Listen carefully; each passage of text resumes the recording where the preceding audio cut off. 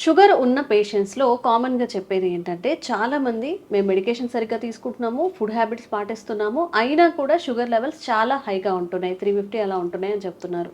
మరి ఇలా ఉన్నప్పుడు మనం ఎలాంటి జాగ్రత్తలు తీసుకోవాలి? ఇంకెలాంటి ఫుడ్ హ్యాబిట్స్ మనం అడాప్ట్ చేసుకుంటే మంచిది? ఈ విషయాలన్నీ డిస్కస్ చేద్దాం. ప్రస్తుతం మనం జనరల్ ఫిజిషియన్ శివరామకృష్ణ గారు ఫ్రమ్ విరించి హాస్పిటల్ వారిని అడిగి ఈ విషయాలన్నింటికి ఒక క్లారిటీ తీసుకుందాం. నమస్తే అండి. నమస్తే. సార్, నిజంగా షుగర్ అనేది ఒక కర్స్ అనే అంటారు. ఎందుకంటే మంచిగా మనం తినాలనుకున్నది తినలేము. స్వీట్స్ అయితే అస్సలు అవాయిడ్ చేయాలని చెప్తూ ఉంటారు.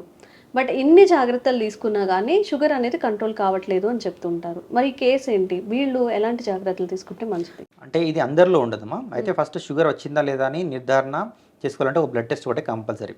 ఓకే. అందరికీ సిమ్టమ్స్ ఉంటాయని చెప్పలేము. మామూలుగా కామన్గా ఉండే సిమ్టమ్స్ ఏంటంటే షుగర్ పెరిగిపోయింది అనుకోండి బ్లడ్లో, అప్పుడు ఏమవుతుందంటే దాహం ఎక్కువ వేస్తుంది, నీళ్ళు ఎక్కువ తాగాలనిపిస్తుంది, నీళ్ళు ఎక్కువ తాగుతాము, యూరిన్ కూడా ఎక్కువ వస్తుంది. నీళ్ళు ఎక్కువ తాగుతాం కాబట్టి యూరిన్ కూడా ఎక్కువ వస్తుంది, ప్లస్ ఆకలి కూడా ఎక్కువ వేస్తుంది. ఎందుకంటే బ్లడ్లో షుగర్ ఉంటుంది కానీ అది ఒంటికి పట్టదు. సో కాబట్టి ఆకలి వేస్తుంది. షుగర్ లేనట్టే, బ్లడ్లో షుగర్ లేనట్టే ఉంటుందండి సిచ్యుయేషన్. ఉన్నా కానీ హై ఉన్నా కానీ అది ఒంటికి పట్టదు కాబట్టి ఆకలి వేస్తుంటుంది. సో క్రేవింగ్ ఉంటుంది. సో ఎక్కువ తినడం, తినాలనిపించడం, ఎక్కువ తినాలనిపించడము, ఎక్కువ దాహం వేయడము, ఎక్కువ యూరిన్ వెళ్ళడము, ఈ మూడు చాలా జాగ్రత్తగా సిమ్టమ్. ఇన్ని చేసినా బాడీ వెయిట్ అనేది తగ్గుతూ ఉంటుంది. బాడీ వెయిట్ తగ్గుతుంది షుగర్ వచ్చిన వాళ్ళకి. అంటే ఫస్ట్ వాళ్ళు ఏం టాబ్లెట్స్ మీద మెడిసిన్స్ మీద లేరనుకోండి, వీళ్ళలో ఇన్ని చేసినా కానీ, ఎక్కువ తిన్నా, ఎక్కువ వాటర్ తాగినా, యూరిన్ ఎక్కువ పోతున్నా అని ఇన్ని చేసినా కానీ వెయిట్ అనేది తగ్గుతూ ఉంటుంది క్రమక్రమంగా, గ్రాడ్యువల్గా. సో వెయిట్ ఒళ్ళు చేయట్లేదు అంటే వెయిట్ తగ్గుతుంటుంది. వెయిట్ తగ్గడం అనేది జబ్బు వల్ల కదా, షుగర్ బాడీలో ఉంది కాబట్టి. అంటే మన బాడీకి మనం తిన్న ఏ పదార్థం కానీ ఒంటికి పట్టట్లేదు, గ్లూకోజ్ అనేది సప్లై అవ్వట్లేదు, అందుకే వీక్గా ఉంటారు. గ్లూకోజ్ లెవెల్స్ బాడీలో ఉన్నా కానీ అవి ఒంటికి ఎనర్జీకి కన్వర్ట్ అవ్వవు. సో ఎందుకంటే బాడీలో ఇన్సులిన్ అనేది సరిగా ఉండదు, ప్రొడ్యూస్ అవ్వట్లేదు. అయితే ఇన్సులిన్ ప్రొడ్యూస్ అవ్వదు, లేకపోతే ఇన్సులిన్ ప్రొడ్యూస్ అయినా కానీ ఇన్సులిన్ పనిచేయదు, ఇన్సులిన్ రెసిస్టెన్స్ అంటాం. సో ఈ రెండు మెకానిజమ్స్ ఉంటాయి. ఈ రెండింటి వల్ల షుగర్ వస్తుంది. అది ఓన్లీ బ్లడ్ టెస్ట్ చేస్తే షుగర్ ఎక్కువ లెవెల్ ఎక్కువగా ఉంది అంటే అప్పుడు నిర్ధారణ అవుతుంది. దానికి ఎంత కట్ ఆఫ్ ఏంటి అనేది డాక్టర్ మీకు చెప్తారు. లేకపోతే HbA1c అని 3 months యావరేజ్ షుగర్ టెస్ట్ ఉంటుంది, అది చేస్తే కన్ఫర్మ్ అవుతుంది. అయితే ఇందులో కూడా 2 types ఉంటాయి. టైప్ 1, టైప్ 2 అని ఉంటాయి. టైప్ 1 యూజువల్గా చిన్నపిల్లల్లో వస్తుంది, చిన్నపిల్లల్లో యంగ్ ఏజ్లో స్టార్ట్ అవుతుంది. అది అసలు ఇన్సులిన్ బాడీలో ప్రొడ్యూసే అవ్వదు, అది ఆ రకమైన జబ్బు అన్నట్టు. టైప్ 2 అంటే యూజువల్గా అడల్ట్హుడ్లో వస్తుంది, ఏజ్ పెరిగిన కొద్దీ వచ్చేది. అది మనము మన ఫుడ్ అలవాట్ల వల్ల, ఫుడ్ హ్యాబిట్స్ వల్ల, లేకపోతే బాడీ ఒళ్ళు చేయడం వల్ల, సెడెంటరీ హ్యాబిట్స్ వల్ల ఇన్సులిన్ రెసిస్టెన్స్ అనేది డెవలప్ అవుతుంది. దానికి తోడు ఇన్సులిన్ కూడా తగ్గిపోతుంది క్రమక్రమంగా. ఈ 2 ఫ్యాక్టర్స్ కాంబినేషన్తో పాటు వచ్చేది టైప్ 2 డయాబెటీస్.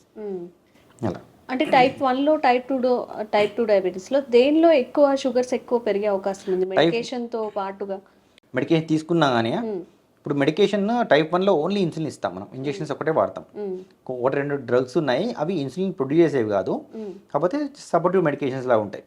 ఎక్కువ శాతం మనం మెయిన్గా వాడేది ఇన్సులిన్ మాత్రమే, ఎందుకంటే ఇన్సులిన్ బాడీ అసలే ఫామ్ కాదు. సో బయట నుంచి ఇన్సులిన్ ఇస్తాం. టైప్ 2లో అలా కాదు. టైప్ 2లో మనం ఓరల్ డ్రగ్స్ చాలా రకాలు ఉన్నాయి.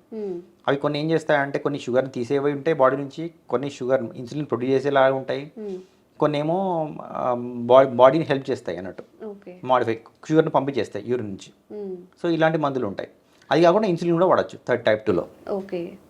జనరల్గా షుగర్ వచ్చిన వాళ్ళు ఇప్పుడు 30sలో కానీ 35, ఎర్లీ 30sలో 20 to 30 మధ్య వచ్చిన వాళ్ళు ఏంటంటే ఇది లైఫ్ స్టైల్ డిసీజ్, మేము మెడికేషన్ తీసుకోము అంటుంటారు. మరి లాంగ్ టైంలో అది ఎలాంటి ఎఫెక్ట్ చూపిస్తుంది వాళ్ళ హెల్త్ మీద? చాలా కామన్ అండి, ఇనర్షియా అంటారు, పేషెంట్ ఇనర్షియా అంటారు. అంటే మందులు స్టార్ట్ చేయడానికి విల్లింగ్నెస్ చూపించకపోవడం, భయపడుతూ ఉంటాం. ఫస్ట్ రిపోర్ట్స్ రాగానే చూసి చెప్పగానే షాక్లోకి వెళ్తారు. షుగర్ అండి వచ్చింది, మీరు మందులు వాడాల్సిన స్టేజ్లో ఉన్నారు, మందులు అవాయిడ్ చేయకుండా తగ్గించడానికి కష్టం అని చెప్తాం. చెప్పగానే వాళ్ళు ఫేస్లో మార్పు వచ్చేస్తుంది, దే వోంట్ యాక్సెప్ట్ ఇట్. అసలు తీసుకోరు. నాకు షుగర్ రావడం ఏంటి, ఇంత యంగ్ ఏజ్లో రావడం ఏంటి, నేను ఇప్పుడు ఇంకా లైఫ్ లాంగ్ రోగిలాగా ఉండాలా అన్న ఫీలింగ్లో ఉంటారు. సో వాళ్ళకి ఫస్ట్ అంటే ఏ లెవెల్లో ఉందనేది ఇంపార్టెంట్. ఫస్ట్ డయాగ్నోస్ కాగానే మీరు షుగర్ లెవెల్ ఏ లెవెల్లో ఉంది, స్టార్టింగ్ స్టేజ్లో ఉందనుకోండి, లైఫ్ స్టైల్ మోడిఫికేషన్ చెప్పొచ్చు. 3 months 6 months ట్రై చేయమని చెప్పొచ్చు. ఆ 3 months 6 monthsలో లైఫ్ స్టైల్ మోడిఫికేషన్ స్ట్రిక్ట్గా ఫాలో అయ్యారనుకోండి, దెన్ షుగర్ తగ్గిందనుకోండి, అది కంటిన్యూ చేసుకోవచ్చు. మీరు లైఫ్ స్టైల్ మోడిఫికేషన్ చేసినా కానీ 3 monthsలో షుగర్ కంట్రోల్ అవ్వకపోతే ఆ ఎర్లీ స్టేజ్లోనే మందులు స్టార్ట్ చేయాలి. అదే రావడమే షుగర్ లెవెల్స్ చాలా 300-400లో ఉన్నాయనుకోండి, కంపల్సరీ మందులు స్టార్ట్ చేయాల్సిందే. లైఫ్ స్టైల్ మాడిఫికేషన్ అంత షుగర్ లెవెల్ నుంచి నార్మల్ షుగర్ లెవెల్కి తీసుకురాదు ఓకే. ఒక లైఫ్ స్టైల్ మాడిఫికేషన్. సో బేసిక్గా స్టార్టింగ్ స్టేజ్లో ఉంది, ఇప్పుడిప్పుడే పెరుగుతుంది అని అంటే అప్పుడు లైఫ్ స్టైల్ మాడిఫికేషన్ చేసుకోవాలి. ఓకే. అయితే మనము ఇనర్షియా అంటే ఇప్పుడు పేషెంట్ ఎవరైతే నేను మందులు వాడను, మందులు తీసుకుంటే నాకు ఏదో జబ్బు ఉంది అని ముద్ర పడిపోతుంది, నేను తీసుకోను, నేను హెల్తీ డైట్ తీసుకుంటాను, ఎక్సర్సైజ్ చేస్తాను, ఇవి చేస్తాను అని షుగర్ని ఎక్కువ పెట్టుకున్నాడు అనుకోండి, షుగర్ ఒక్కసారి వెంటనే ఎఫెక్ట్ చేయదు, గ్రాడ్యువల్గా క్రమక్రమంగా పెరుగుతుంది అనుకోండి, క్రమక్రమంగా మన బాడీ అవయవాలన్నింటినీ ఎఫెక్ట్ చేస్తుంది. ఓకే. చూపు తగ్గచ్చు, రెటినోపతి అంటాము, నరాలు పాడవచ్చు, న్యూరోపతి అంటాము, తర్వాత కిడ్నీలు దెబ్బతినచ్చు, నెఫ్రోపతి అంటాము. అది కాకుండా హార్ట్ అటాక్స్ వచ్చే రిస్క్ ఎక్కువ పెరుగుతుంది, బ్రెయిన్ స్ట్రోక్ వచ్చే రిస్క్ ఎక్కువ పెరుగుతుంది. ఓకే. సో ఇవన్నీ ఇన్ఫెక్షన్స్ వచ్చే రిస్క్ ఉంటుంది, చిన్న దెబ్బ తగిలినా ఇన్ఫెక్షన్స్ వచ్చే రిస్క్ ఉంటుంది. సో అంటే షుగర్ పేషెంట్స్ ఉంది అన్నప్పుడు పెద్దవాళ్ళు కాదు, చిన్నవాళ్ళు కాదు, లాంగ్ టైం కాదు, తక్కువ టైం కాదు, అసలు మనం ఎలాంటి జాగ్రత్తలు తీసుకోవాలి? ఫుడ్ కానీ, ఎక్సర్సైజ్ కానీ, మన స్లీప్ సైకిల్ కానీ ఎలా ఉంటే మంచిది? ఎవ్రీథింగ్ ప్లేస్ ఏ ఇంపార్టెంట్ రోల్ ఇండివిజువల్లీ. ఓకే. అయితే ఫస్ట్ స్టెప్ బై స్టెప్ వద్దాం. ఫస్ట్ ఫుడ్ అంటే ఏంటంటే మనకు పిండి పదార్థాలు, కార్బోహైడ్రేట్ డైట్ అంటాం, దాన్ని తక్కువ తీసుకోవాలి. ఎందుకంటే మనకు ఇన్స్టెంట్ గ్లూకోజ్ ఎనర్జీ ఇచ్చేది పిండి పదార్థాలు మాత్రమే. లైక్ రైస్, చపాతీ కానీ, chapati is better than rice తినడంలో. సో ఎందుకంటే కొంచెం కాంప్లెక్స్ ఉంటుంది కార్బోహైడ్రేట్. రైస్ అంటే ఇన్స్టెంట్, మళ్ళీ ప్లస్ సన్న బియ్యం అనుకోండి, లైక్ బాస్మతి రైస్ అనుకోండి, that is better than normal rice. దొడ్డు బియ్యం కంటే దొడ్డు బియ్యం తొందరగా కరిగిపోతుంది, తొందరగా గ్లూకోజ్ స్పైక్స్ ఇస్తుంటాయి. సో కాబట్టి దానివల్ల కూడా ఎక్కువ ఇప్పుడు హై గ్లైసిమిక్ ఇండెక్స్ ఫుడ్స్ అంటారు. లైక్ ఇప్పుడు కొన్ని ఫ్రూట్స్ ఉంటాయి, watermelon, banana, mango, grapes, sapota, సీతాఫలం, ఇలాంటివి తీయగా ఉంటాయి, తినగానే గ్లూకోజ్ లెవెల్స్ పెరిగిపోతాయి తొందరగా. సో ఇలాంటి ఫ్రూట్స్ తక్కువ మోతాదులో తినాలి, లేకపోతే అసలు అవాయిడ్ చేయాలి. చాలా తక్కువ తీసుకుంటే మంచిది, తీసుకున్నప్పుడు తక్కువ క్వాంటిటీ. ప్లస్ ఇంకోటి ఏంటంటే మనం తప్పు చేసే ఏంటంటే ఫుడ్ తిన్న తర్వాత వెంటనే ఫ్రూట్ తినాలంటారు. అది ఎప్పటి నుంచో మన పెద్దలు చెప్పిన పద్ధతి. స్వీట్ కానీ ఫుడ్ తిన్నాక ఫ్రూట్ తినాలంటారు. అలా కాకుండా ఫుడ్ తిన్న తర్వాత ఆకలి తగ్గిపోతుంది. ఆకలి లేనప్పుడు ఎందుకు ఫోర్స్ చేస్తారు? చేయకూడదు. సో మీల్కి మధ్యలో ఆకలి వేస్తే అప్పుడు ఒక ఫ్రూట్ తినాలి. అది కూడా ఇప్పుడు చెప్పిన లిస్ట్ కాకుండా చాలా ఫ్రూట్స్ ఉన్నాయి. కివీ ఉంది, కర్బూజా పండు ఉంది, తర్వాత డ్రాగన్ ఫ్రూట్ ఉంటుంది, యాపిల్ ఉంటుంది, జామకాయ ఉంటుంది, ఇవన్నీ చాలా ఉన్నాయి ఫ్రూట్స్. అవన్నీ తినొచ్చు. ఏదైనా తక్కువ షుగర్స్ అంటే తీపి తక్కువగా ఉన్న ఫ్రూట్స్ తినొచ్చు. అది కూడా ఒక ఫ్రూట్ తినాలి అంతే. Quantity is more important. Quantity ఎక్కువ తీసుకుంటే షుగర్ లెవెల్ కూడా ఎక్కువ పెరుగుతుంది. సో కాబట్టి ఆకలి తీరేంత వరకే, అది తీరిన తర్వాత ఆపేయాలి. ఇది ఫుడ్ విషయంలో. Plus protein and fat moderate అమౌంట్లో తీసుకోవచ్చు. ప్రోటీన్ ఎక్కువ తీసుకున్నా పర్లేదు, ఫ్యాట్ మాత్రం మోడరేట్ అమౌంట్లో తీసుకోవాలి. ఇక్కడ కూడా కన్ఫ్యూషన్, ప్రోటీన్ అంటే మళ్ళీ మనం చికెన్ కి, మీట్ కి వెళ్తూ ఉంటాం.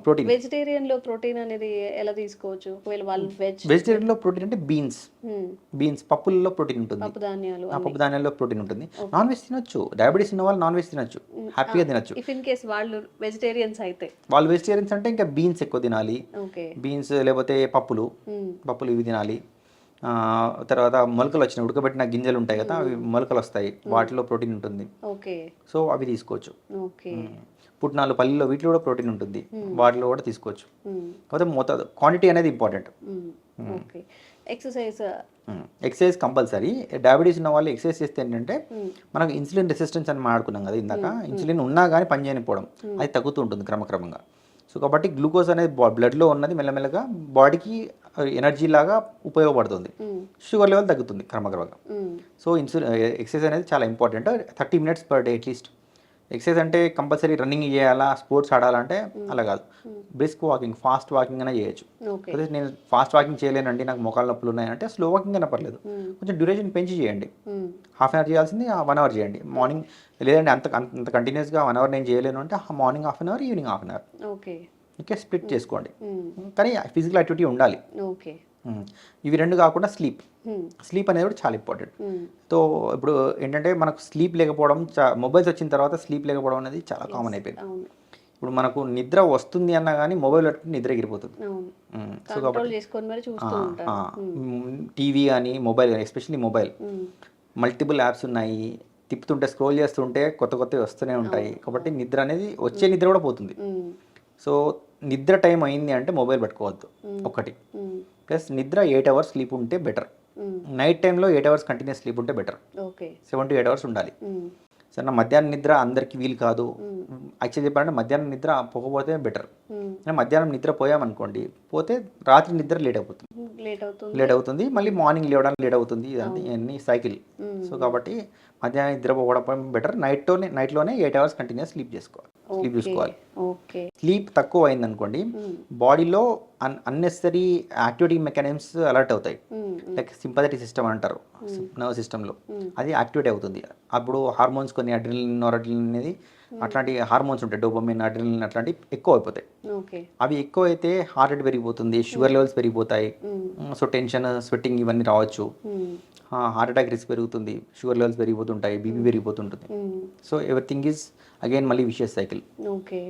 So food, exercise, sleep cycles మంచిగా మెయింటైన్ చేసుకుంటూ ఫుడ్ కూడా కాస్త బయటవి తగ్గించేసి మీరు చెప్పినట్టు ప్రోటీన్ ఫుడ్ తీసుకుంటే మంచిది. థ్యాంక్ యూ అండి. Thank you.